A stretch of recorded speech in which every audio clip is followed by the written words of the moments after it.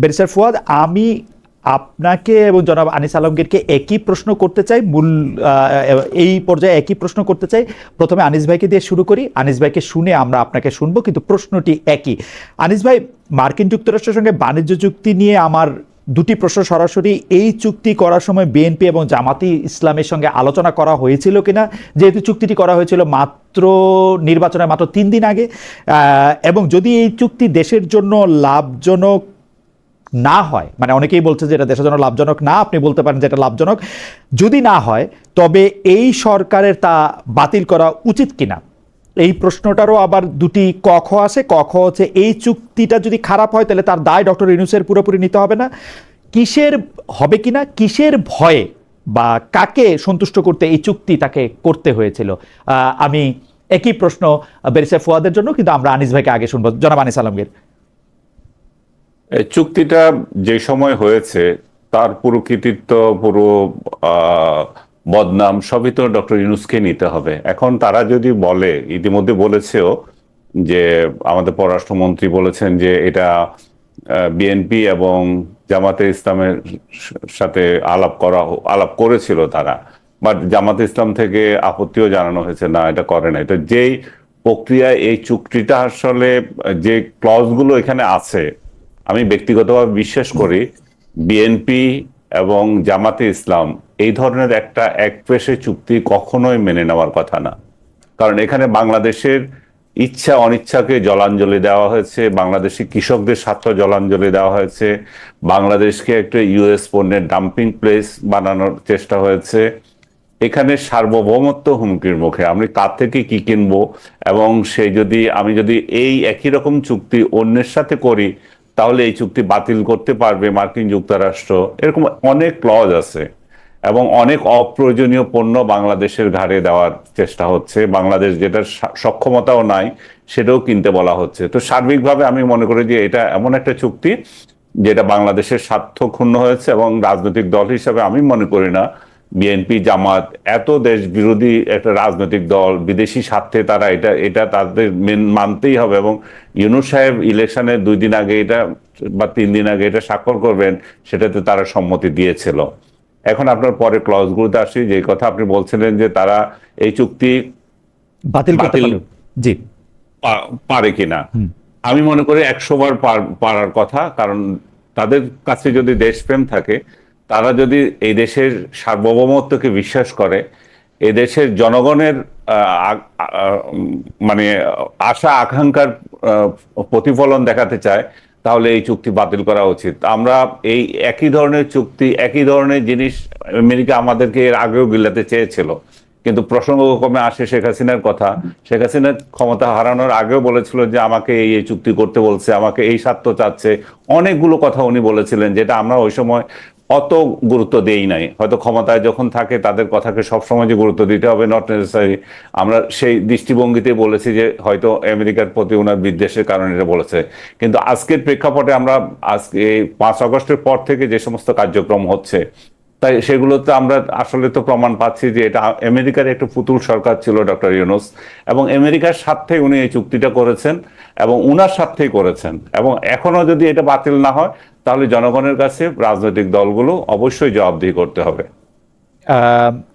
আনিস ভাই, একটা কথা শুধু পরিষ্কার হয় নাই যে বিএনপি, আপনি একদম স্পষ্ট বলেছেন, কারণ আমি জামায়াতের পক্ষ থেকে এটা বলতে শুনেছি যে এই চুক্তিটার বিষয়ে তাদের আগে কোনো আলাপ হয় নাই, কিন্তু শফিক ভাই মানে গত সরকারের মুখপাত্র আমাকে গত সপ্তাহেও মানে ইন্টারভিউ দিতে গিয়ে বললেন যে খলিলুর রহমানের কাছে তিনি শুনেছেন যে খলিলুর রহমান এই দুইজনের সঙ্গে আলাপ আলোচনা করেছেন। মানে কেউ একজন নিশ্চয়ই মিথ্যা কথা বলছেন, হয় খলিলুর রহমান নয় শফিকুর রহমান, কিন্তু বিএনপি বক্তব্যটা অস্বীকার করে নাই যে তাদের সঙ্গে আলোচনা হয়েছে কিনা। কিন্তু আমরা যেটা প্র্যাকটিক্যালি দেখতে পাচ্ছি সেটা হচ্ছে যে বিএনপি চুক্তিটা বাতিল করছে না।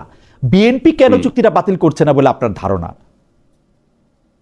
আমার মনে হয় একটা প্যাকেজ খলিলুর রহমানের সাথে এখানে ইনভলভ আছে। খলিলুর রহমান কেন পররাষ্ট্রমন্ত্রী হবে সেটাও তো একই কোয়েশ্চেন। রাইট।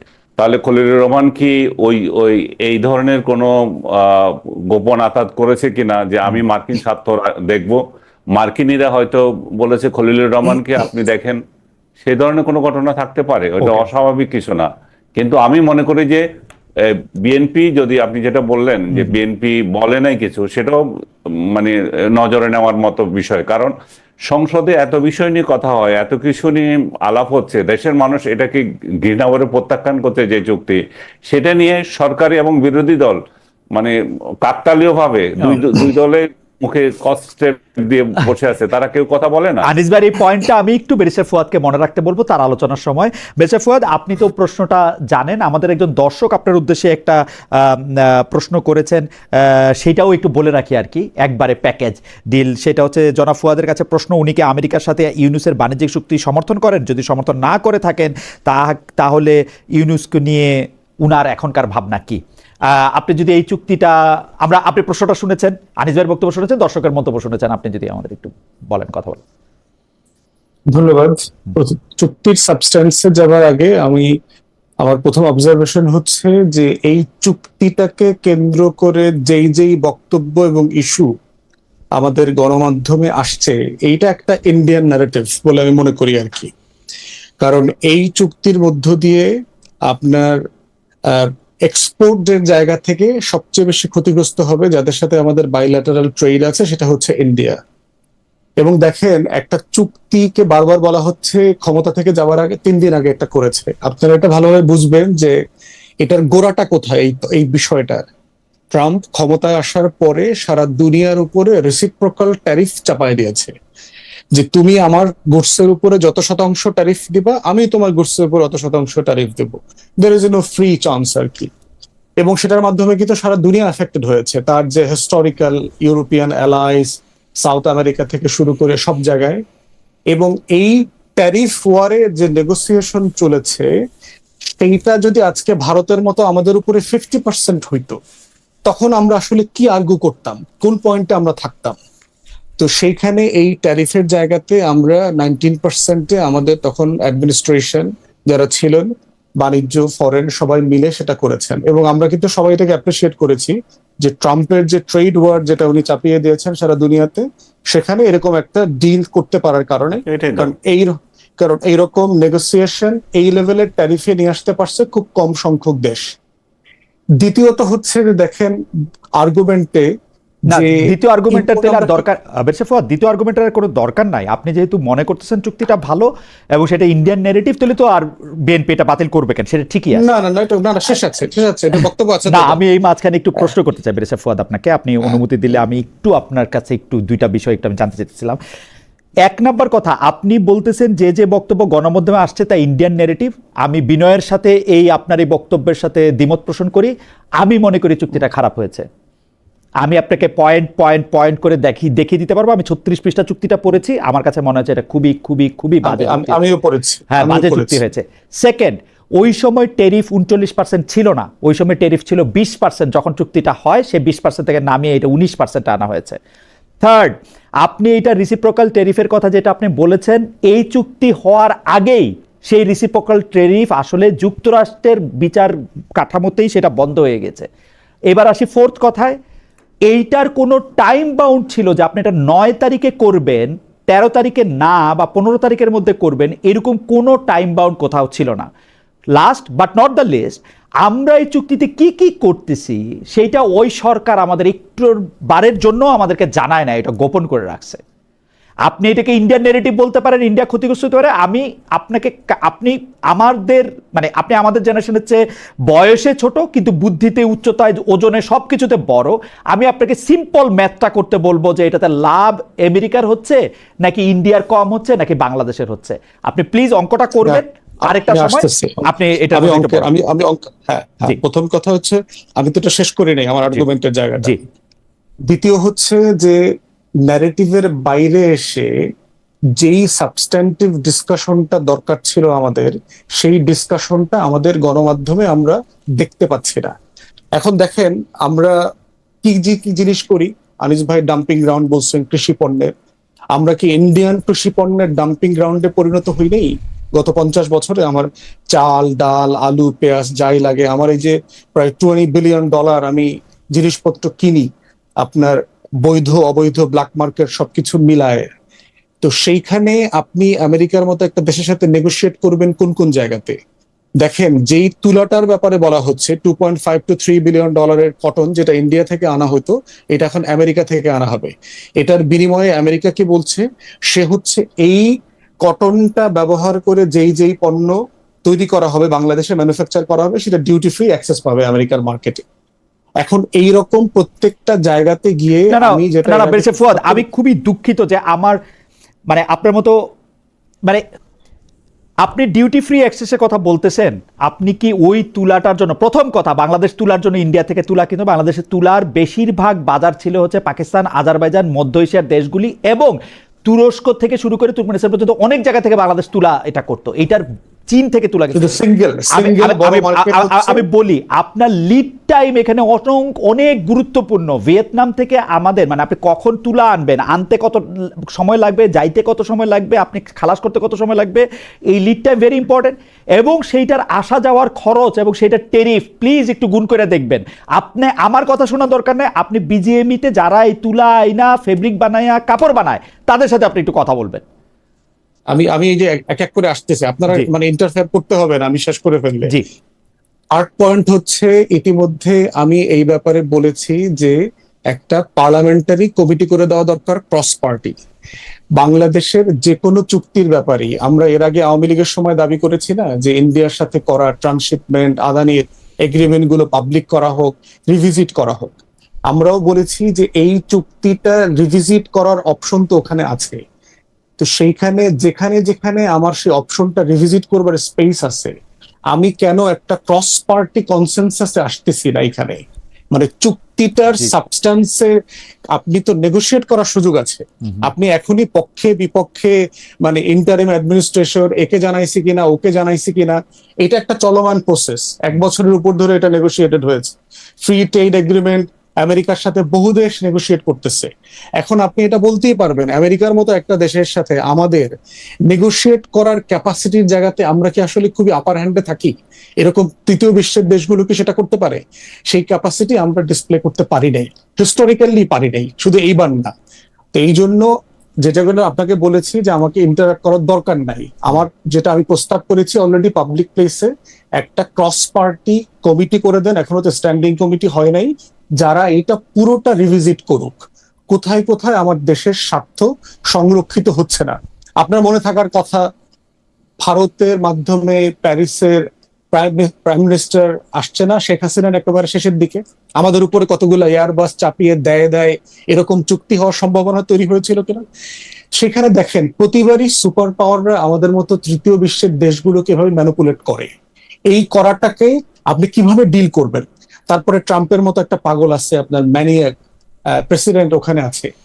এই জন্য আমরা বলেছি যে নিজেদের ভিতরে সাবস্ট্যান্টিভ কনভারসেশনটাকে গভর্নমেন্ট লেভেলে ডিল করা দরকার। আপনি প্রয়োজনে এটা রিভিজিট করেন, ক্রস সেকশন করে কোথায় কোথায় আমাদের এটা অ্যাড্রেস করতে হবে, কোথায় কোথায় আমরা রিজলভ করতে পারবো। আপনার এই বক্তব্যের সাথে আমি সম্পূর্ণ একমত, কিন্তু যেটা আপনি খেয়াল করেছেন কিনা যে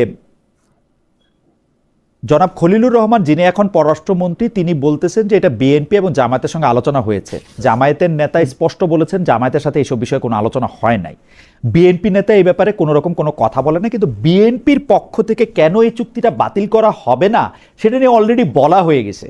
তাইলে যেটা parliamentary committee, all party parliamentary committee বা কোনো একটা কমিশন দরকার হলে সেই চুক্তিটা, সেটার সম্ভাবনা কই থাকলো? কারণ আমরা তো ধরেই নিলাম, আমরা তো মাইনেই নিলাম যে চুক্তিটা আমাদের জন্য অনেক ভালো এবং এটা ইন্ডিয়ান ন্যারেটিভ যে চুক্তিটা খারাপ। না, একটা বিষয় হচ্ছে দেখেন, বাণিজ্য মন্ত্রী কিন্তু এই ব্যাপারে ইতিমধ্যে বলেছে যে উনি একটা ব্রিফিং দেখলাম যে এখানে যদি এমন কিছু ইস্যু থাকে যেটার ব্যাপারে আমাদের জাতীয় স্বার্থ নষ্ট হচ্ছে, সেখানে অবশ্যই আমরা এটা রিভিজিট করব এবং আমাদের কাউন্টার পার্টের সাথে আমরা এই বিষয় নিয়ে আলোচনা করব। অতএব তর্কটা বন্ধ হয়ে গেছে ব্যাপারটা তা না, কিন্তু প্রশ্ন হচ্ছে যে আমাদের হিস্টোরিক যে পলিটিক্যাল ফেইলিওর আছে, যে দুর্বল সরকার, রাষ্ট্র, অযোগ্য ডিপ্লোম্যাট, এই কাঠামোগত নেগোসিয়েশনে আমাদের যে ফেইলিওর, এটা তো একটা সাকসেসিভ জায়গা।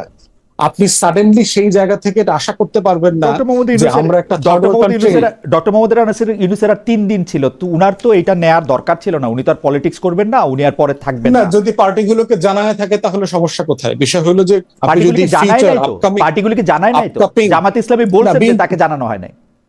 না, বিএনপি তো এই ব্যাপারে এখন পর্যন্ত কিছু বলে নাই, বিএনপি তাকে জানাই নাই। বিএনপিকে জানাই যদি শুধু করে সেটা আরো আপত্তিকর। তার মানে সরকারে আসার আগে সরকারের সাথে ইউনূস সাহেবের একটা ডিল ছিল। না, এই ব্যাপারে তো আপনি অনেক আলোচনা করতে পারবেন যে বিএনপির সাথে লন্ডন মিটিং আগে ডিল হয়েছে কিনা। বিরোধী দল এই ব্যাপারগুলোতে বারবার জামায়াতের সাথে জামাতের সাথে আলোচনা না করে শুধু বিএনপির সাথে আলোচনা করলাম যে 3 দিন পরে আমি একটা সই স্বাক্ষর করতে চাচ্ছি, এটা আপনারা ভালো কিনা বলেন। তো আপনি মানে এটার জন্য ডক্টর ইউনূস সরকারকে দায় দিবেন না? না, দায়ের থেকে বড় জিনিস হচ্ছে যে যদি মানে এটা কিন্তু সাকসেসিভলি বিভিন্ন দেশে এই প্র্যাকটিসটা আছে। আপনি দেখবেন প্রেসিডেন্ট ইলেক্ট যখন হয়ে যায়, আমি একটা উদাহরণ দেখি নাই 3 দিন পরে সরকার পরিবর্তন হবে আর এই সাকসেসিভ এরকম চুক্তি করতে একটা উদাহরণ নাই। সিরিয়াসলি আমি 3 দিন পরের বিষয় না, সিরিয়াসলি আমি 3 দিন পরের বিষয় না খালিদ ভাই। জি খালিদ ভাই, এটা 3 দিন পরের বিষয় না, এটা একটা চলমান প্রসেস ছিল। আমি এদেরকেও জিজ্ঞেস করছি, ওদেরকেও জিজ্ঞেস করছি, সময় দিয়ে নেগোসিয়েশন হয়েছে। হ্যাঁ, ওটা কোনো টাইম বাউন্ড ছিল না যে 9 তারিখে এটা স্বাক্ষর করতে হবে, কোনো টাইম বাউন্ড ছিল না এটাতে। না, সেটা ঠিক আছে, বাট বলতেছি আর আলোচনাটা তো আপনার চলমান ছিল, এমনটা না যে এটা মানে ওই আগের দিন করে পরের দিন 24 ঘন্টার ভিতরে করে ফেলেছে, ব্যাপারটা তা না। এখন এই ব্যাপারে যেহেতু যারা এটার সাথে ইনভলভ ছিলেন তারা এখন বর্তমান সরকারের অংশ, তারা সিম্পলি জনগণের কাছে একটা অ্যাকাউন্টেবল ট্রান্সপারেন্ট পজিশন বললেই হয় যে এটা কি হয়েছে। আমার মনে হয় এটা আমরা আশা করতে পারি যে আপনি একটা অ্যাকাউন্টেবল ট্রান্সপারেন্ট পজিশন নেন, সেটা আমাদের আশা। কিন্তু এবার আমি দ্বিতীয় প্রসঙ্গে যাই। দ্বিতীয় প্রসঙ্গের মধ্যে থেকেও আমরা আসলে আপনাদের খালেদ আমি এই প্রসঙ্গে একটু বলতে চাই। আনিস ভাই খুব সংক্ষেপে যদি বলেন, আমাদের অনেকগুলি প্রসঙ্গ, দুইজনে যে আলাপ শুনলাম, আমার মনে হচ্ছে এটা একটা ইন্ডিয়ান লাভবান হবে, এটা একটা মানে এটা একটা মিথ্যাচার কমপ্লিটলি। আমি আমার একটা পণ্য কিনবো, যেখান থেকে আমি সস্তা পাবো সেখানেই যাব। বাংলাদেশ থেকে ক্যারিং চার্জ কম, ইন্ডিয়া থেকে কেনা, ইন্ডিয়া আমাদের খুব প্রয়োজনে তাড়াতাড়ি আমি আনতে পারি। সো এখানে ইন্ডিয়া না, কিন্তু জনাব আনিস ভাই আমি একটা কথা বলতে বাধ্য। আমরা কিন্তু গত আওয়ামী লীগ সরকারের সময় 15 বছরে এমন অনেক সিদ্ধান্ত নিতে দেখেছি যেটা আসলে আমাদের সুবিধার জন্য না, যেটা ইন্ডিয়ার সুবিধার জন্য বেশি হয়েছে হতে পারে। কিন্তু আমি অনেকগুলি এরকম এই তৈরি পোশাক খাতে আমি অনেক উদাহরণ দিতে পারি। আমি ওটাতে দ্বিমত করছি না, কিন্তু আমি বলছি যে আমি এখন কোনো চুক্তি নাই মনে করো, এই অবস্থা আমার যেখান থেকে সুবিধা হবে আমি সেখান থেকে নেব। আমি পাম অয়েল কেন মালয়েশিয়া থেকে না এনে আমেরিকা থেকে নেব? কোন যুক্তিতে? আমার বোয়িং কেন কিনতে হবে? আমার তো এর বিকল্প থাকতে পারে, আমি অন্য দামে অন্য থেকে কিনতে পারি। ইন্ডিয়ার প্রসঙ্গটা আসতেছে আনিস ভাই, ইন্ডিয়ার প্রসঙ্গটা আসতেছে যে আমাদের অভিজ্ঞতা বলে যে ইন্ডিয়া আমাদের সাথে এরকম অনেক বাণিজ্য চুক্তি করেছে। আচ্ছা, ইন্ডিয়া প্রসঙ্গ গেল, এখন আমি বলছি আরেকটা কথা হচ্ছে যে আলাপ এটা একটা বলছে, এটা একটা চলমান প্রক্রিয়া। উনি 3 দিনের আগে এই জন্য কেন, কিসের চলমান প্রক্রিয়া? উনি কি নির্বাচিত সরকার? 2 দিন পরে একটা নির্বাচিত সরকার আসতেছে, সেটা তো তার বিষয়। আর উনি যদি একটা নির্বাচিত সরকার থাকতেন তাহলে সেটা একটা বিষয় ছিল। কিন্তু আনিস ভাই উনি কি আরেকটা নির্বাচিত সরকারকে ক্ষমতা দিয়ে যাচ্ছেন, তাহলে আর কেন 3 দিন আগে এটা করার গরজ পড়ে গেল? আরেকটা বিষয় আমি এখানে বলছেন যে 2টা রাজনৈতিক দলের সাথে কথা বলেছে, 2টা রাজনৈতিক দল কি দেশ চালায়? এখানে অন্য কেউ নাই? না আনিস ভাই, 2টা রাজনৈতিক দলের সাথে কেন কথা বলতে? আরো তো রাজনৈতিক দল আছে তো। আনিস ভাই, উনারা যদি মনে করেন যে বিএনপি বা যত বাস্তবতাতে হোক বিএনপি বা জামায়াত দুইজনের একজনই তো সরকার গঠন করার কথা, উনারা যদি একটা চলমান প্রক্রিয়ার মধ্যে 2টি রাজনৈতিক দলের সাথে কথা বলে থাকে, what else they could do? একটা টেবিলে তারা বসে আছে এবং তারা জানে না। আমি ব্যারিস্টার ফুয়াদের কথার সাথে একমত যে জনাব ডোনাল্ড ট্রাম্প, যার সেনিটি নিয়ে এই পৃথিবীর সবার সন্দেহ আছে, সে কখন কি করবে, তখন ওদের কাজ কি? ওরা কি চুক্তিটাকে ওইখানে বলবে যে ভাই এই চুক্তি যেমন আছে তেমন আছে, আমি চলে গেলাম, নাকি ও 2টা পলিটিক্যাল পার্টির সাথে আলাপ করে চুক্তিটাকে আগায় নিয়ে যাবে? কি করবে সে? না, ও বলবে আমার নির্বাচিত সরকার আসতে দেবো, সারা ওয়ার্ল্ড আমার নির্বাচিত সরকারের জন্য ওয়েট করছে। কিন্তু ও যদি পলিটিক্যাল পার্টির সাথে কথা বলে থাকে আনিস ভাই, তাইলে তো আমি ওর কোনো দোষ দেখি না। ও যদি পলিটিক্যাল পার্টিগুলির সাথে কথা বলে থাকে, এখন প্রশ্ন হচ্ছে না সেটাতে আমি দোষ দেখছি না, কিন্তু তারপরও জনরায়ের প্রতি শ্রদ্ধা জানিয়ে তার ওয়েট করা উচিত ছিল। এইটা আপনার একটা দৃষ্টিভঙ্গি, আমিও আপনার দৃষ্টিভঙ্গির সাথে একমত, কিন্তু প্রশ্নটা থাকবেই। আমার কাছে মনে হয় barrister Fuad is a valid point যে ও এইটার মধ্যে থেকে এটা বাইর করে এটা যাইতো কিনা। হাওয়েভার আমি কি এখন নেক্সট প্রসঙ্গে যাই আনিস ভাই? আচ্ছা, আমার নেক্সট প্রসঙ্গটার মধ্যে থেকে আপনার অনুমতি নিয়ে আমি এটা ব্যারিস্টার ফুয়াদকে দিয়ে শুরু করি, আপনি এইটার পরে এটা আপনি বললেন। ব্যারিস্টার ফুয়াদ, ঢাকা ভার্সিটিতে একটা ফটোকার্ডকে কেন্দ্র করে 2জন ডাকসু সদস্যকে আমরা মানে আমি এই শব্দগুলি বলতে চাই না, কিন্তু আসলে মার খেতেই দেখছি। সোজা হিসাব আমি ভিডিওতে দেখছি যে ওরা এই বিষয়টা আপনি সমর্থন করেন কিনা? এই প্রসঙ্গটা আসতেছে হচ্ছে এরকম যে এর আগেও, মানে আমি যখনই এটা নিয়ে কথা বলতে যাই তখনও বলে এর আগে তো হয়েছে, তখন কিছু বলো না কেন? আনিস ভাই এখানে বসে আছে, যিনি একরকম এটার শিকার ডিজিটাল বা অনলাইনে, উনি উনার মতো করে বলবেন। আপনার কাছ থেকে আমি একটু জানতে চাই যে এই বিষয়টাকে আপনি কিভাবে দেখেন ব্যারিস্টার ফুয়াদ? আমরা আনিস ভাইকে এরপরে শুনবো। একটা বিষয় হলো যে এই ধরনের ঘটনা তো বাংলাদেশে এই প্রথমবার হয় নাই। এইটা বহু বছর থেকে, দশকের পর দশক থেকে আপনার আমার রাষ্ট্রীয় বিচারহীনতার যে কালচার গড়ে উঠেছে, কোনো বিষয় কি সিরিয়াসলি না নেওয়া, কোনো অন্যায় কি ফৌজদারি আকারে সিরিয়াসলি না নেওয়া, এবং না নিতে নিতে যেটা হয়েছে যে সমাজের ভিতরে রাষ্ট্রীয় প্রতিষ্ঠানের উপরে যে আস্থার জায়গা থাকার কথা ছিল সেইটা কমপ্লিটলি ব্রেকডাউন করেছে। এবং এই ব্রেকডাউনের জায়গা থেকেই কিন্তু আপনার মানুষের আইন হাতে তুলে নেওয়া, নগদ বিচার করা, ইমিডিয়েটলি রেজাল্ট ওরিয়েন্টেড জায়গায় চলে যাওয়া, রেভেঞ্জে চলে যাওয়া, প্রতিশোধে চলে যাওয়া, সেই কাজগুলো চলছে। এর সাথে আবার একটা এলিমেন্ট যোগ হয়েছে, সেটা হচ্ছে আমাদের সহিংস ছাত্র রাজনীতি, যে কেউ কাউকে স্পেস না দেওয়া, পলিটিক্যাল স্যানিটি মেনটেন করার যে জায়গাটা আছে। এবং এটা একটা ধারাবাহিক ঘটনাগুলো ঘটেছে, অনেকগুলো ঘটনা আপনি দেখেছেন গত 1-2 সপ্তাহে। চিটাগং সিটি কলেজের সশস্ত্র মারামারি, এরপরে পাবনা, কুমিল্লা, রাজশাহী, বিভিন্ন জায়গার ফলো আপ যে টেন্স সিচুয়েশন গুলো আমরা দেখেছি। আমি যেটা এর আগে ইতিমধ্যে বলেছি সেটা হচ্ছে আমাদের টোটাল ছাত্র রাজনীতির একটা নতুন বন্দোবস্ত দরকার। এটা খুব মাইক্রো একটা ইনসিডেন্ট, এটা একটা ম্যাক্রো সলিউশনে যাইতে হবে। আদারওয়াইজ যেটা হবে, এই ধরনের ছাত্র সংঘর্ষ, ছাত্র সংগঠনের গুলো টেনশন, একজন আরেকজনকে মারধর করা সুবিধা মতো, এবং সেই শক্তির মহড়া দিয়ে রাজনীতি করবার যে সংস্কৃতি, সেখান থেকে বের হয়ে আসা দরকার। আমি নীতিগতভাবে মনে করি বাংলাদেশের কোনো ক্যাম্পাসে রাজনৈতিক ছাত্র সংগঠন থাকা উচিত না। শিক্ষক সংগঠন, কর্মকর্তা কর্মচারী সংগঠন, বিশ্ববিদ্যালয় লেখাপড়ার জায়গা, এখানে লেখাপড়া হওয়া উচিত সিরিয়াসলি। তাহলে অল্টারনেটিভ প্রশ্ন যেটা আসে সেটা হচ্ছে যে আমাদের শিক্ষার্থীদের আপনার পলিটিক্যাল কনসিয়াসনেস ডেভেলপ করবে কিভাবে? সেটা হচ্ছে দুইটা মাধ্যম আছে, যেটা আমরা যারা লম্বা সময় বাইরে থেকেছি আমরা দেখেছি। সেটা হচ্ছে ছাত্র সংসদের মাধ্যমে, নির্বাচিত ছাত্র সংসদ, এবং দ্বিতীয়ত হচ্ছে টিএসসি কেন্দ্রিক এক্সট্রা কারিকুলাম যে অ্যাক্টিভিটিস গুলো থাকে সেগুলোর মধ্য দিয়ে এই পলিটিক্যাল কনসিয়াসনেস ডেভেলপ করে। এই ম্যাক্রো সলিউশন নিয়ে যদি আমরা কাজ করতে না পারি, যে একটা নতুন রাজনৈতিক বন্দোবস্ত দরকার সবার মধ্যে ছাত্র রাজনীতি বিষয়ে, তাহলে হচ্ছে সিম্পলি এই ঘটনা, তারপরে চিটাগংয়ের মারামারি অথবা কুমিল্লা পাবনার মারামারি, এগুলো বিচ্ছিন্ন আকারে আমরা আলাপ করে এটা সমাধানে যেতে পারবো না। ওকে, ব্যারিস্টার ফুয়াদ, আমার দুইটা বিষয় আপনার কাছ থেকে একটু জানার ইচ্ছা। একটা হচ্ছে যে আপনি বলতেছেন যে যেহেতু রাষ্ট্রে বিচার না পাওয়ার একটা সংস্কৃতি, বিচার না করার একটা সংস্কৃতি চালু হয়েছে, সেই ব্রেকডাউনের জায়গা থেকে আইন হাতে তুলে নেওয়া হয়েছে।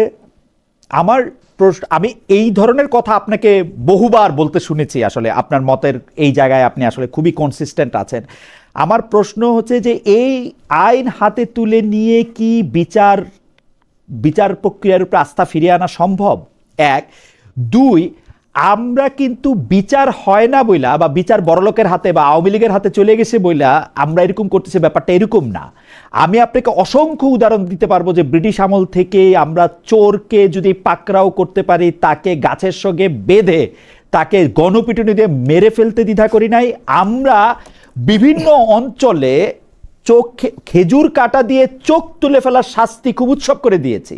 সুতরাং এটা আমাদের মধ্যে ছিল, এবং আমরা যখন বলি যে বিচারহীনতার কারণে এটা হচ্ছে, তখন ওইটাকেই আরো বেশি জাস্টিফাই করা হয় কিনা, যেটাকে আমি মব বলছি। এখন একটা বিষয় হচ্ছে যে প্রিন্সিপালি তো আপনার সাথে দ্বিমত করছি না। হিস্টোরিক্যালি এই ঘটনা আমরা ছোটবেলা থেকে দেখে আসছি। সাপ যেভাবে মারে, চোর ডাকাত পিটায় মারতে দেখছি আমরা ছোটবেলায়, এবং আমরা উৎসব করে, আমার নিজে মনে আছে স্কুল থেকে ওই ডাকাত পিটায় মারছে, ওই বাড়িতে দেখতে যাইতাম যে ডাকাতটাকে কিভাবে মারছে আর কি। এবং এইটাকে আপনার ট্রমা আকারে মনে হচ্ছে আমার। আমরা we as a nation are serious ট্রমার মধ্যে আছি। এবং আপনি তো লম্বা সময় বাইরে থাকতেছেন, আমরাও যখন লম্বা সময় বাইরে ছিলাম, দেশে আসলে মনে হইতো যে সমাজটা অসুস্থ, প্রত্যেকটা মানুষের কথা বেঁকে অযৌক্তিক মনে হইতো যে live in a different world, তাদের ভিতরে রেশনাল জায়গা, কনভারসেশনের স্পেস খুব কম।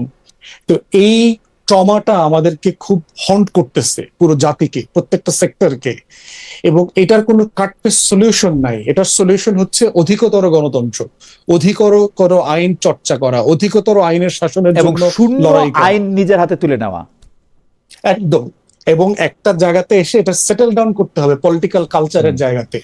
এছাড়া কোনো, আপনি শর্ট টার্ম আলোচনা করতে পারবো ও দায়ী না সে দায়ী, ও করছে না সে করছে, ছাত্রলীগ বানায় চাপায় দিছে, মারামারি লাগাইছে, মানে এগুলো খুবই মানে নিটিগ্রিটি কনভারসেশন আর কি।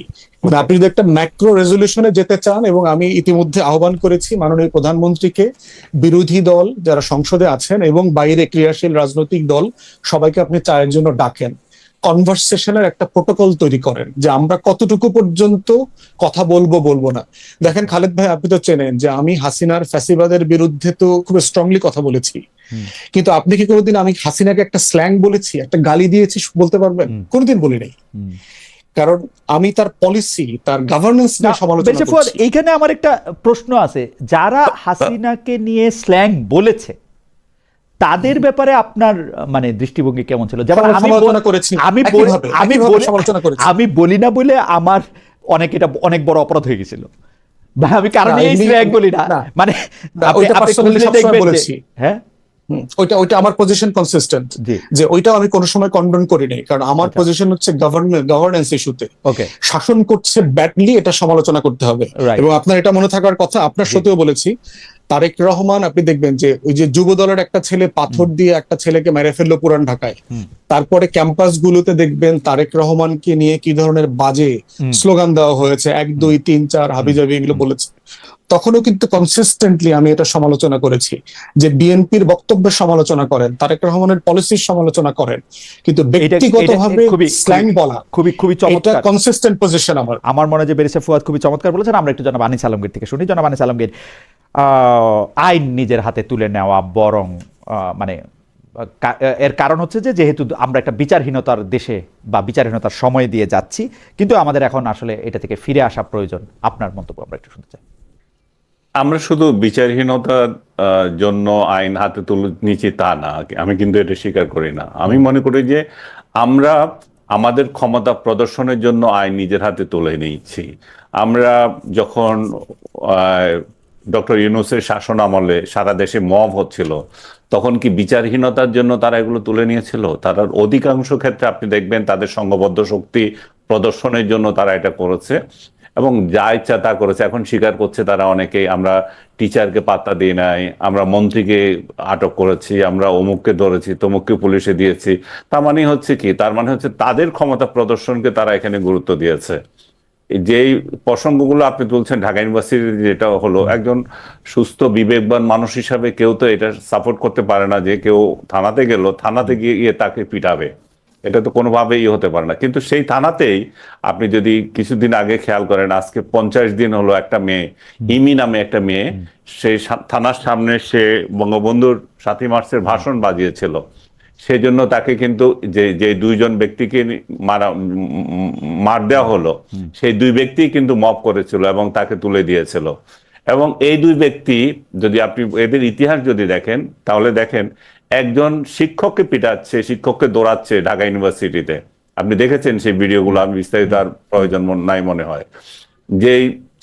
যে সাহিত্য সম্পাদক এখানে মায়ের খেলো, সেও একই কায়দায় একই কাণ্ডকৃত্য বিভিন্ন সময় বলেছে এবং অশ্লীল ভাষায় অন্যদেরকে আক্রমণ করেছে। আপনি শুনলে আশ্চর্য হবেন, আমি জানতামই না, আমি তো জেলে ছিলাম, সে কে কি আমার বিরুদ্ধে কি করেছে। ভেরি রিসেন্টলি আমাকে অনেকে আমার ফেসবুক প্রোফাইলের কমেন্টে এসে বলছিল যে এই সাহিত্য সম্পাদক বলেছিল আনিস আলমগীরকে, যদি আমাকে যখন পুলিশ আটক করলো, তখন আনিস আলমগীরকে, যে রাতে আমাকে আটক করেছিল সে রাতে নাকি ও দিয়েছে, আনিস আলমগীরকে যদি গ্রেপ্তার না করা হয় তাহলে আমাকে কুপিয়ে মারবে সে নিজে। এরা হচ্ছে যে এই লেভেলের। আনিস ভাই, একটা ছোট জিজ্ঞাসা, আপনি যেগুলি কথা বললেন এগুলি কি ফৌজদারি অপরাধ না বাংলাদেশের আইনে? কোনটা বলেন তো আমাকে, এই যে একটা এই যে না না অপরাধ বলেন। এই যে মানে কাউকে থানার সামনে ভাষণ বাজানোর জন্য তাকে ধরে জেলে দিয়ে দেওয়া, তার জায়গা থেকে মানে তাকে বা কাউকে এরকম হুমকি দেওয়া যে ও তাকে আচ্ছা, কুপিয়ে মারা হবে, এগুলি কাজগুলো ফৌজদারি অপরাধ না? অবশ্যই ফৌজদারি আমরা অপরাধ। তো এগুলি যদি ফৌজদারি অপরাধ হয় তাহলে বর্তমানে তো একটা সরকার থাকার কথা, মানে এদের বিরুদ্ধে মামলা বা এটাকে একটা আইনি কাঠামোতে এটা পর্যালোচনা করার সুযোগ আমরা কেন পাই না? মানে কেন? এটাই তো বলছি, জি। আমার কাছে যখন শক্তি থাকে হ্যাঁ। তখন আমি মনে করি যে এই ফৌজদারি আদালতে আমি যাব কেন, আমি তো এখনই অ্যাকশন নিতে পারি, আমি তো এখনই পিটাতে পারি তারে। সেই জন্যই তারা ক্ষমতাসীন রাজনৈতিক দলের ছাত্র সংগঠন যারা থাকে তারা এটা প্র্যাকটিস করে। এবং যখন ইউনূস সাহেব ছিলেন তখন এদের ক্ষমতা ছিল, এরা তাই করেছে। এরা এরা কাউকে কোপানোর হুমকি দিতে পারছে, কাউকে পিটিয়েছে, মারছে। So এই ফৌজদারি অপরাধ যে এটা, সেটা তখন আর বিবেক, সেটা তাদের আর বিবেকে ধরে না। এখন আবার বিবেকে ধরে, এখন আবার থানাতে যায়, আশ্রয় নেয়, থানা আবার মামলাও নেয় না। তো এটা হচ্ছে রিসিপ্রোকাল হচ্ছে, আপনি যেগুলো করেছেন, আপনি যেগুলো দেখিয়েছেন, আপনি সেটার প্রতিফলন পাচ্ছেন। এখন তাদের বিবেক যদি ঠিক হয় যে ভাই এগুলো করা ঠিক না, তারা সম্মিলিতভাবে সরকারি দলের সংগঠন যারা এগুলো করে, ক্ষমতায় থাকলে যে সমস্ত শক্তি প্রদর্শন করে, আমরা তো এটা দেখেছি, ছাত্রলীগও এগুলো করেছে। ওকে, তো যারা যেভাবে করে সেভাবে এটা ফেরত আসে, এগুলো যাতে মাথায় থাকে তাদের। আনিস ভাই, আপনি বিবেক ঠিক হওয়ার কথা বলতেছেন, কিন্তু যেটা আমরা দেখতেছি যে ডক্টর মোহাম্মদ ইউনূসকে আমি ব্যক্তিগতভাবে পুরো 1.5 বছর ধরে খুবই দুর্বল সরকার হিসেবে দেখছি। একটা মবও ঠেকাইতে পারে নাই, মানে মব ঠেকাইতে পারে নাই মানে কি, ওই আমাদের ফুফাতো ভাই বা মামাতো ভাইদের মতো দূরে গিয়ে আবার একটু মবের পক্ষে মুচকি হাসছে বা একটা কেমন জানি নরম নরম কথাও বলছে। আসলে সত্যি সত্যি ঠেকাতে পারে নাকি, উনি তো ঠেকাতে চান না, উনি তো মানে মব আমি নিজেই সেটাই দিয়ে- বলতেছি, কিন্তু আমি তো এই সরকারের মধ্যেও মানে আমি দেখতেছি যা কিছু ডক্টর মোহাম্মদ ইউনূস ছিলেন, এই সরকার হুবহু তাই। মানে আমাদের দেশের পজিশনটা তারেক সাহেবের ওই মূল চেয়ারটা দখলের মাধ্যমে একটু চেঞ্জ হয় নাই। দ্যাট না, আমরা সেম তো থিং, দেখেছি, আমরা একই দুর্বল দেখলাম। সরকারের পরিচয় তারা দিচ্ছেন। আমি তো দেখলাম আমাদের, আমি জেলে ছিলাম তখন, আমাদের স্বরাষ্ট্রমন্ত্রীর বক্তৃতা দেখলাম, মব এখানে শেষ, যা যা কিছু হবে রাস্তায়, আর মব করে কিছু করা যাবে না, গাড়ি বন্ধ করা যাবে না, এগুলো উনি বক্তৃতা দিয়েছেন। কিন্তু বাস্তবে আমরা দেখছি যে আসলে আপনি যেটা বললেন এটা শেষ হয়নি, এবং শেষ না হওয়ার কারণ হচ্ছে, আমি এটাও বললাম, জি। শেষ না হওয়ার কারণ হচ্ছে সরকারি দলের মাসেল পাওয়ার, এবং সরকারি দল এটা প্রদর্শন করে। কোথাও কোথাও ক্ষীণ শক্তি নিয়ে এখন এনসিপিও এটা করার চেষ্টা করছে বা করতে গিয়ে প্রতিরোধের সম্মুখীন হচ্ছে। তারা হতাশ হচ্ছে, কারণ তারা যেভাবে ডক্টর ইউনূসের আমলে সারা দেশে এটা করেছিল, এখন সেই শক্তিটা দেখতেছে যে ভাই অন্যেরা এখন আমাদের উপরে আসে। সো এনসিপি না বা জামাত শিবির, দুইটা একসাথে, শিবির বলবো, জামাত না, এখানে এনসিপি এবং জামাত যে মানে আমরা সেই শিবির যে কার্যক্রম করেছিল, আমরা সেই এখন আপনি বলছেন যে, আপনি উদাহরণ দিলেন যে এটা একই সরকার চলছে। একই সরকার চলার কারণ হচ্ছে যে এইটাও আমি বারবার বলছি, ডক্টর ইউনূসের যে শাসন, সেটার এক্সটেনশন যাতে এই সরকার না হয়, এটা সম্পূর্ণ নির্মূল করতে হবে। যে কালচার ডক্টর ইউনূস চালু করে দিয়ে গেছিল, যে মব কালচার বলে, রাইট, সম্পূর্ণ নির্মূল করে নতুন একটা প্রশাসন, নতুন একটা দৃষ্টিভঙ্গিতে এই সরকার চলতে হবে। আদারওয়াইজ কোনো চেঞ্জ হবে না, এবং যত বিপ্লব হোক, যত কিছু হোক। সেটা আমিও আশা করি যে এই সরকার ডক্টর মোহাম্মদ ইউনূস সরকারের এক্সটেনশন হবে না, কিন্তু আমার আশায় গুড়ে বালি দিয়ে সোফার এই সরকার ডক্টর মোহাম্মদ ইউনূসের, মানে আমি বুঝতে পারি না আর কি, কিছু নাম বদলে যাওয়া ছাড়া, মানে জাহাঙ্গীরের জায়গায় সালাউদ্দিন, তো অমুকের জায়গায় তুমুক, এরকম 2-4টা নাম চেঞ্জ হওয়া ছাড়া আমি আর মানে খুব আশাবাদী হতে পারি না। যাই হোক, আমি এইবার একটু আপনাদের জন্য মানে স্পেসিফিক প্রশ্ন নিয়ে আসবো। তার আগে দর্শকদের কাছে আমরা একটু জানতে চেয়েছিলাম যা একটা প্রসঙ্গ, সেইটা এরকম, জামাত কখনোই সুষ্ঠুভাবে চিন্তা করে না, তাদের নির্মূলে কাজ করতে হবে, এমন আহ্বান জানিয়েছেন বিএনপির মহাসচিব মির্জা ফখরুল ইসলাম আলমগীর। কোটটা অবশ্য আরেকটু বিস্তৃত, তবু মোটামুটিভাবে এরকম বলা যায়। দর্শকদের কাছে এই প্রশ্ন ছিল যে মন্তব্য সমর্থন করেন কিনা। শতকরা 26% দর্শক এই মন্তব্য সমর্থন করেছেন, 74% দর্শক এই মন্তব্য সমর্থন করেন নাই। আমি জনাব আসাদুজ্জামান ফুয়াদ, আপনার কাছে ব্যক্তিগত প্রশ্ন নিয়ে আসছি। আমাদের অনেকগুলি প্রসঙ্গ আছে, যে আমাকে একটু ক্ষমা করে দিয়ে একটু যদি সংক্ষেপে বলেন, আবার আমিও তো মাঝখানে একটু বলি, আপনাদের বলার ফ্লো নষ্ট হয়, সেই দুর্বলতা স্বীকার করেই মানে ক্ষমা চেয়ে আমি বলতেছি আর কি, যে ব্যারিস্টার ফুয়াদ, এবি পার্টি জামাত থেকে বিদ্রোহ করে জন্ম নিয়েছিল, মানে আমরা যদি ব্যাপারটাকে খুব সরল একটা বাক্যের মধ্যে বলতে চাই তাহলে সেরকম হয়। আবার সেই জামাতের সঙ্গে জোট করেছে, বারবার আমরা শুনেছি সেই জোট হচ্ছে নির্বাচনী জোট, আদর্শগত জোট না। কিন্তু আমি মনে করি, আমার কাছে ব্যক্তিগতভাবে মনে হয় যে নির্বাচনী জোট বলে আসলে জোট হয় না, মানে জোটের নির্বাচনের পরে জোট হতে পারে, কিন্তু আদর্শ এক না থাকলে, একই রকম না হইলে, আদর্শ একটা জায়গায় না থাকলে এটা নির্বাচনের জোট হইতে পারে না, এটা আমার হাইপোথেসিস। এখন আপনাদের যে জামায়াতের বি টিম, ব্যাকআপ টিম বলা হতো, এইটা সেইটারই আসলে একটা প্রমাণ কিনা? আবার এমনও অভিযোগ ছিল আওয়ামী লীগ সরকার ষড়যন্ত্র করেই আসলে জামাত ভেঙেছে। আমার আরেকটা হাইপোথেসিস আছে, সেইটা হচ্ছে যে, এটা আমার হাইপোথেসিস না, এটা হচ্ছে অনেক, মানে যে অনেকে এইটা পর্যবেক্ষণ এরকম যে আওয়ামী লীগ ও জাতীয় পার্টি যেভাবে বোঝাপড়ার সংসদ করেছিল, এখনো তেমন একটা ভাগ বাটোয়ারার সংসদই চলছে। এবি পার্টি সামহাও সে ভাগ থেকে বাদ পড়ে গেছে। আমরা একটু আপনার মন্তব্য শুনতে চাই। আমি একটু মব নিয়ে একটা লাইন একটু বলি, সেটা হচ্ছে যে মব নিয়ে যখন কথা বলা হচ্ছে ইদানিং, মনে হচ্ছে যে মব জিনিসটা শুরুই হয়েছে ইন্টারিমের সময়, ডক্টর ইউনূসের সময়। এর আগে সোনার বাংলাতে আর কোনোদিন মব ছিল না আর কি। এবং এই মব জিনিসটাকে বয়ান আকারে এস্টাবলিশ করার চেষ্টা করা হচ্ছে। ইন্টারিম সরকারের ফেইলিউর এবং ইন্টারিম সরকার যে দেশের জন্য কিছুই করে নাই, এটা দুনিয়ার সবচেয়ে ব্যর্থ দুর্বল সরকার ছিল, সেই জায়গাটাতে আইডেন্টিফাই করবার জন্য এই ধরনের সংকীর্ণ মাইক্রো অ্যাসেসমেন্ট করলে যেটা হবে যে রাষ্ট্রের স্বার্থে যে আমাদের একটা ম্যাক্রো ডিসকাশন দরকার, একটা সিরিয়াস কনভারসেশন দরকার, সেই কনভারসেশনে আমরা ঢুকতে পারবো না। মব হিস্টোরিক্যালি সোনার বাংলায় প্রতি সরকারের প্রতি আমলে শত শত হাজার বার লক্ষবার হয়েছে। শুধু মব নিয়ে কথা বলতে গেলে ঠিকানার একদিনের 24 ঘন্টার একটা শো লাগবে। ফুয়াদ, আমি জানি আপনার এই কথা বলার জন্য আমাকে অনেকগুলি পাথর ছুঁড়ে মারা হবে আমার দিকে, কিন্তু আমি আপনাকে বলি কেন ইউনূস সরকারের সময় এগুলো আমাদের চোখে পড়ে। যেমন আওয়ামী লীগ সরকারের মধ্যে সবচেয়ে বড় মব হয়েছিল বিশ্বজিৎ হত্যাকাণ্ড হয়েছে, কিন্তু বিশ্বজিৎ হত্যাকাণ্ডে আসলে 6 জনের ফাঁসিও হয়েছে। আওয়ামী লীগ সরকারের সময় আবরার হত্যাকাণ্ড হয়েছে, কোর্ট, ট্রায়াল কোর্ট 20 জনের ফাঁসি দিছে, 20 জনের। বঙ্গবন্ধু হত্যা মামলায় ফাঁসি হয়েছে হচ্ছে 12 জনের, ওর ফাঁসি হয়েছে হচ্ছে 20 জনের আবরার হত্যাকাণ্ডে। আমি বলতে চাইতেছি রামুতে ওই কেন্দ্রের জন্য, কাণ্ডের জন্য কিন্তু রামুর পুরা র্যাঙ্ক এন্ড ফাইল তুলে নিয়ে আসা হয়েছে, এসপি সাহেবের চাকরি চলে গেছে, মানে আমি কথার কথা কইতেছি। কিন্তু ইউনূস সাহেবের আমলে যেগুলি হয়েছে 15 বছর ধরে, এই শিক্ষকদের দ্বারা কান ধরে উঠবস করানো, ওইটা হওয়া, স্বয়ং আমি আপনার মনে করে দিতে চাই বেরিসা ফুয়াদ, আপনার অনেক কিছু মনে থাকে। ইউনূস সাহেব বলছে এই যে তোমরা পারো না কিছু করতে, ওরা বলতেছে ওরা আবার ফিরে আসবে, একদম শেখ হাসিনার মতো। কিন্তু শেখ হাসিনাও কিন্তু এরকম বলতো, নিজেই ছিল মব। শেখ হাসিনাও কিন্তু এরকম বলতো, শেখ হাসিনা এরকম বলতো যে একটা লাশ পড়লে 10টা, আর ইউনূস সাহেব বলছে ওদেরকে তোমরা দেখাই দিতে পারো না। যাই হোক, সরি, আপনি একটু এই প্রসঙ্গে একটু বলবেন। মানে তো সেটাই, মানে মব জিনিসটাকে অ্যাজ এ হোল ডিল করা দরকার। এটা বয়ান আকারে যদি এখন এটা রিসেন্ট ফেনোমেন আকারে বলা হয়, আপনার এটা কাউন্টার আছে আওয়ামী লীগের আমলের, আমি কয়েক হাজার মবের ঘটনা বলতে পারবো আর কি। ছাত্র দল, শিবির, বিএনপি, জামাত ধৈরা সারা রাত পিটায়া, তারপরে হচ্ছে ওই বিভিন্ন থানায় হ্যান্ড ওভার করা, রশি দিয়া টাইনা নিয়ে আসা, এলাকাতে গিয়ে আমরা পুলিশকে সহযোগিতা করতেছি, বিএনপি জামাত ধৈরা আইনা মামলাতে দিয়ে দেওয়া, এই ধরনের হাজার হাজার মবের ঘটনা দেখেছি আমরা। প্রশ্ন হচ্ছে সেটা বয়ান আকারে তখন এই আলোচনাটা আসে নাই। তো আপনার পরবর্তী প্রশ্নগুলোতে যাচ্ছি।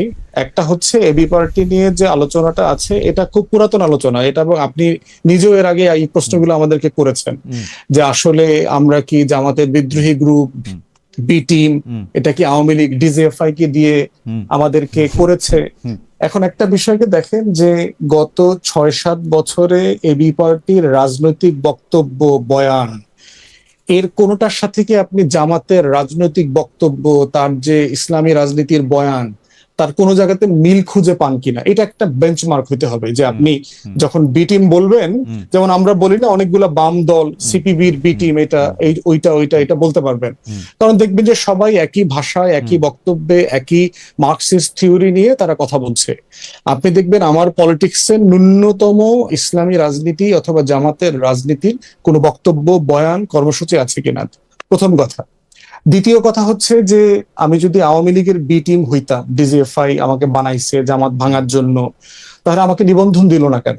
আমি তো আওয়ামী লীগের আমলে নিবন্ধন পাওয়ার কথা, তো আমি তো নিবন্ধনের জন্য আবেদন করেছি, দেয় নেই তো। আমাদের মতো একটা ছোট্ট দলের প্রোগ্রামে অ্যাটলিস্ট 6 জায়গাতে আমি গেছি যেখানে আপনার 144 জারি করে দিচ্ছে। একদম প্রোগ্রাম ভন্ডুল করে দিছে। আমাদের একটা দল এইখানে আবার 144 জারি করা লাগে, বলেন দেখি, আওয়ামী লীগের মতো দলের। আমি এক সকালে একটা প্রোগ্রামের জন্য 11 বার ভেন্যু চেঞ্জ করছি, যেখানেই যাই সেখানেই পুলিশ র্যাব গিয়ে হাজির হয়, প্রোগ্রাম করতে দেয়নি। তাহলে প্রশ্ন হচ্ছে আমরা কি খুব কমফোর্টেবলি কাজ করছি? তাহলে এখন বলতেছে ভাই আপনি তো অনেক জোরে জোরে কথা কইছেন, আপনারা তো ডিজিএফআই উঠায় নাই, গুম করে নাই, আওয়ামী লীগ ধরে নাই। হ্যাঁ, প্রশ্ন সত্য, কিন্তু গুম কি করতে চাই নাই? খুঁজে নাই। আমরা 3-4 বাসায় লুঙ্গি, কাপড়, স্যান্ডেল, ব্রাশ নিয়ে এক এক রাতে এক এক বাসায় গিয়ে ঘুরছি, বাসার সামনে র্যাবের গাড়ি, সিএনজি ঘুরায় আরেক জায়গায় চলে গেছে। না কিন্তু বেশি ফুয়াদ, আমি আনিস ভাই সামনে আছি দেখে আমি বলতেছি যে ধরেন আপনি তো আসলে অনেক শক্ত শক্ত কথা বলছেন, টেলিভিশনে গিয়ে বলছেন, আমাদের সাথে বলছেন, প্রকাশ্যে বলছেন, এটা বলছেন। টেলিভিশনে বললে তো আর আপনি পরে গিয়ে আপনি কই থাকলেন সেটা বলা বাহুল্য, তাই না? তো আপনাকে তো ওইখান থেকে আসলে আওয়ামী লীগ সরকার আপনাকে তুলে নিয়ে যায় নাই, কিন্তু ফ্যাক্ট রিমেইনস যে ইউনূস সরকার জনাব আনিস আলমগীর